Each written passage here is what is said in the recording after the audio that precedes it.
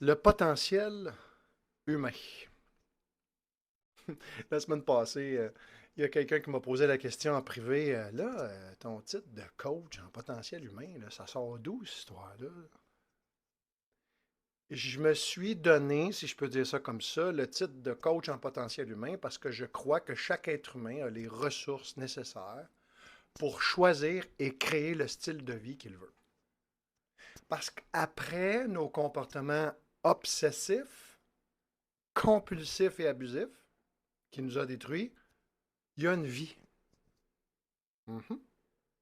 Et c'est là où on peut faire des choix éclairés sur quel genre de style de vie que je veux mener.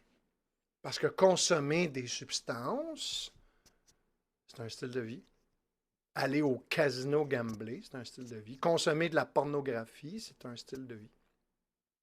C'est un choix personnel qui incombe à chacun.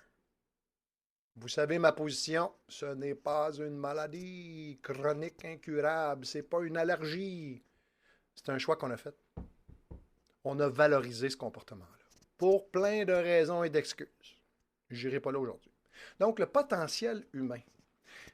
Selon vous, puis vous pouvez répondre dans vos chaumières, selon vous, quel est le plus grand obstacle à exploiter ou à utiliser son plein potentiel? Mhm. Nous-mêmes. Souvent dans nos vies, vous regarderez ça, souvent dans ma vie en tout cas, je l'ai joué petit. J'ai utilisé un gradateur, puis j'ai mis ça à moins de puissance. Savez-vous pourquoi? Parce que je voulais pas déplaire, je voulais pas déranger. Fait que je me suis mis dans une petite boîte. Ça a donné ce que ça a donné.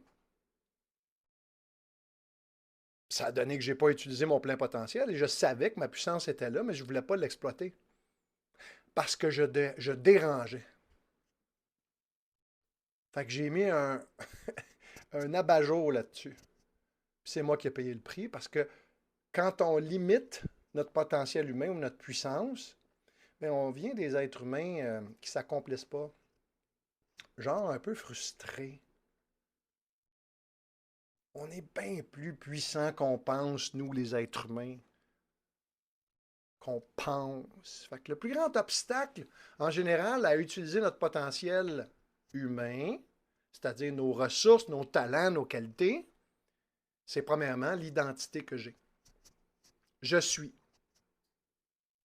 Je suis pas bon. Je suis défectueux. Je suis pas correct. Je suis paresseux. Je suis incapable. Tu comprends? Mon identité. Je suis. Ça, là, si tu veux vraiment commencer à utiliser ton plein potentiel, tu devras revisiter ton identité et tes croyances ou tes perceptions face à toi-même. C'est une des clés, ça. Si tu ne changes pas ça, tu vas répéter les mêmes affaires. Il est dit, puis ce n'est pas une science exacte, là, mais il est dit qu'un être humain normal utilise son potentiel à 20-30%. Il y a de la place. Là. Je crois que j'utilise mon potentiel à 40-50. Mais honnêtement, là, je vais être bien franc avec vous autres, là, je commence à être tanné de la jouer petit. Ça se peut que je dérange. Ça se peut évidemment que ça ne plaise pas à tout le monde. Et c'est bien correct. Avez-vous déjà essayé ça, vous autres, de plaire à tout le monde? Puis, comment ça a été? Ça ne fonctionne pas. Que tu fasses quelque chose ou que tu n'en fasses pas, tu vas être critiqué pareil. Fait aussi bien me lever puis assumer ma puissance. Ma puissance qui peut se manifester sous forme de créativité, qui peut se manifester sous forme d'amour des autres, qui peut se manifester de plein de façons. Fait qu'un exercice que je donne souvent à mes clients, c'est les 50, oui, oui, 50 qualités, talents que j'ai et que j'ai à offrir à l'humanité. Quand j'utilise mon plein potentiel et mes ressources, je deviens nécessairement un être humain, comment je dirais ça, accompli. Ça, c'est précieux, pas à peu près. Et ça garde généralement loin de l'autodestruction ou de l'auto-sabotage, c'est selon. Fait que je t'encourage à toujours la même affaire, à porter attention, à être conscient. J'en suis où avec mon potentiel? Comment je m'aperçois, moi, comme être humain? Est-ce que je la joue petit? Est-ce que par peur, puis confort, hein, on est des êtres humains qui aiment ça le confort, hein, nos petites pantoufles, est-ce que je reste dans une situation qui malheureusement ne me convient pas? Le plein potentiel. Je termine en disant qu'il y a une vie après la dépendance. Vous savez que j'aime pas ce mot-là, mais il y a une vie après nos comportements abusifs destructeurs. Il y a une vie après avoir eu une opinion négative de soi, en étant conscient et en transformant. Ça, je peux vous garantir ça.